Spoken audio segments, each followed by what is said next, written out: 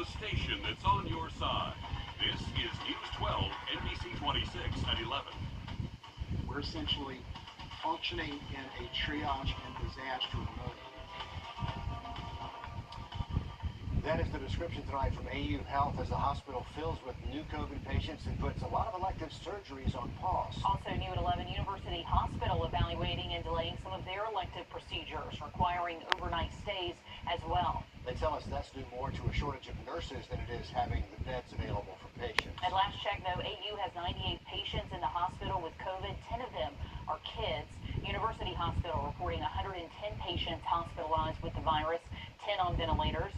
University says, unfortunately, one of the patients on a ventilator did get the vaccine, the very first vaccinated patient they've had to ventilate. Over at the Charlie Norwood VA, they have 18 people with COVID. Half of them are currently in the ICU. Sloan O'Cone live for us outside AU Medical Center with how COVID is affecting other procedures there. So, Sloan, Dr. Kuhl described the hospital as being in crisis mode. That's not really mincing words. Exactly. He says that this surge is different because as we return to normal, the demand for basic care and trauma care are back on top of rising COVID cases. And it's not just impacting COVID patients, it's impacting necessary routine care.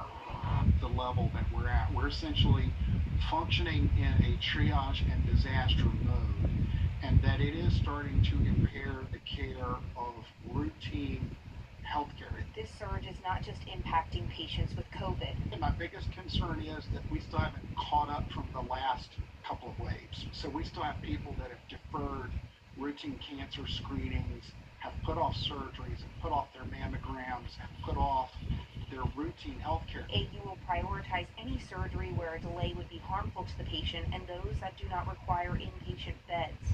But the rest, you'll likely have to wait.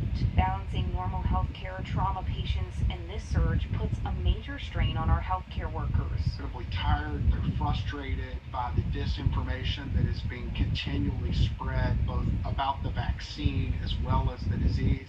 And to be honest, that's a bit demoralizing because we see what is happening.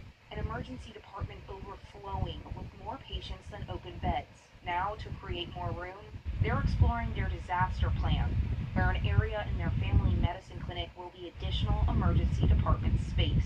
Because we do not have any more physical space to put patients. And Dr. Kuhl says that he hopes that it does not come to that point, but it's a possibility that they want to be prepared for. Sounds like they are exploring all of the options, and honestly, they don't sound as optimistic as they have in the past. Sloan, thank you. Much more news ahead after a weather check. And take a look at this picture we got.